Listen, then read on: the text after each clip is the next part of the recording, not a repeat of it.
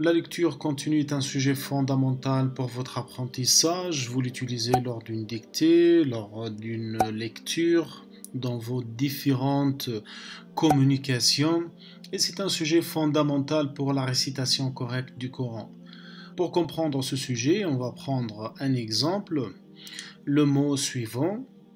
Quand vous le lisez séparé, vous lisez les oiseaux, mais quand vous lisez d'une façon continue, vous prononcez les oiseaux.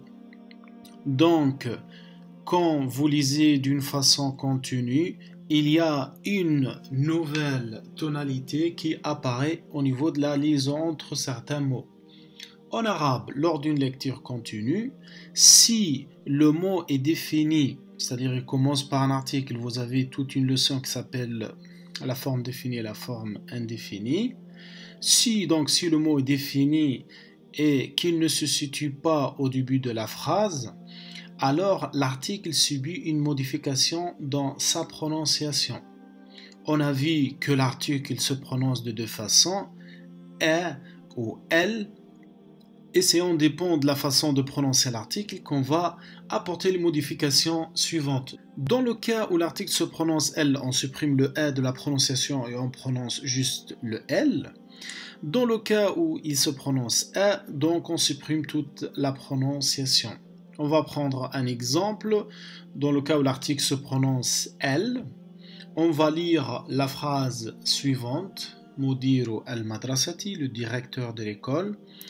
On va lire une lecture interrompue, c'est-à-dire chaque mot à part. Ça va donner Mudiru al-madrasati. On voit très bien qu'on a le A et le L. On va maintenant lire d'une façon continue. Ça va nous donner Mudirul madrasati. On voit très bien que le A il est enlevé de la prononciation et on a gardé le L. On passe maintenant vers un exemple où l'article se prononce A. On va lire la phrase suivante Akalat tufahata, il a mangé la pomme. Donc une lecture interrompue va nous donner Akala at-tufahata.